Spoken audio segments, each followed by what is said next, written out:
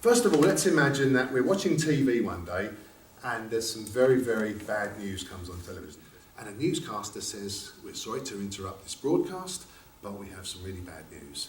A huge meteor is heading towards Earth and it's going to hit in 1 year's time.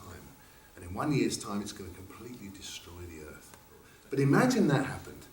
And the newscaster says, but NASA, which is the North American Space Agency, they say, look, we've got a plan. And the plan is this, that we have found another planet that we could live on. Now on this other planet, it's a long way away, it's millions and millions of miles away in another solar system, but we're going to get as many people as we can to get off the Earth and to get there. But he says, and there's another problem with this new planet. It's beautiful and it has everything we need. The only problem is it's really, really cold. In fact, it's minus 200 degrees. But NASA says, look, don't worry, we're figuring that out as well.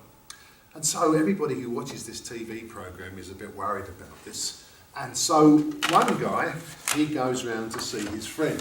And he says to his friend, aren't you worried about what we heard? Aren't you worried about this piece of news that the Earth's going to be destroyed?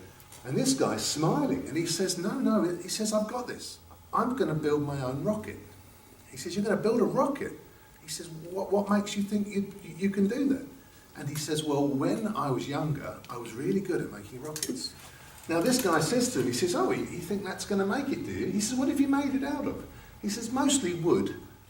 And he says, well, what about the cold weather? How are you going to cope with that when it's minus 200 degrees? He said, well, you know what? Something else that I'm really good at is, not many people know this, but he said, but I'm really good at knitting. So what I've done, I think I've knitted myself a suit that's going to help me when I get to this new planet. And so he goes out and he comes back and he's wearing his nice new knitted suit. Now, there's two things that this man could say to him. One is this. He could say to him, hey, that sounds great. Good luck with that. I think that's going to really work out well. What do you think is the other thing that he could say? What do you think, Evelyn? I think also you could say, it's not going to work. He should say to him, this is a bad idea. This isn't going to work. First of all, 200 degrees below zero, that suit's not going to work, okay? And secondly, your rocket made of wood isn't even going to get a few hundred feet up in the air. He needs to tell him the laws of travel. He needs to tell him all about the laws of cold. Because if he doesn't, he still thinks that he can do this himself. It's a crazy idea and he needs to be stopped. Only when he gets to the place where he realises that it's not going to work can this man say to him, have you noticed the package that's been there all the time, but you never noticed it? The man looks down at the package and realises he's been so busy with what he's been doing, he never noticed the package that arrived some time ago from NASA, which in it has a suit that will be able to cope with the cold and also his ticket on a special spaceship made by NASA that's going to get him to the planet. He had to stop his own crazy idea before he started to realise what the real solution was. When Paul writes to the Roman church, he says to them, you need to find your way to God, okay? And everybody needs to find their way to God. And God says, you need to be righteous to be with me. You need to be a perfect person. You need to be good in your heart. But then God goes on to say, but nobody is righteous. And the problem we have is that so many people do what this man tries to do. They think, I'm going to try and get to heaven and be in God's kingdom through what I can do. And so they try to do what they think are good things. They try to help people. They try to kid themselves that they're doing the right thing.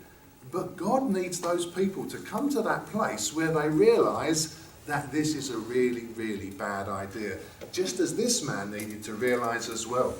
And so Paul, when he speaks to the church at Rome, he needs to tell these people, you're sinners. You're never going to get there yourself. You're never going to be righteous enough to please God. And he says, therefore no one will be declared righteous in God's sight by the works of the law. Rather, through the law, we become conscious of sin. That's where God needs to bring us all to. And you know what the very next verse Paul writes? He says, but now the righteousness from God has been made available. He says, God knows you can't do it yourself. That's why he's giving you a righteousness, just as NASA gave the man everything he needed to make his journey. God is making available to you the righteousness you need to be able to get to heaven. And it's not through anything we do. What is it that we have to do? Who is it through that we get our righteousness, Jonathan?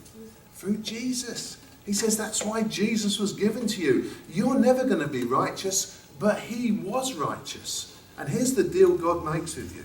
That if you confess your sin, it's like God will take all that sin of yours and put it on Jesus, and he'll die in your place, and he'll take all that righteousness of Jesus and put it on you. Like you're putting on a clothes of righteousness.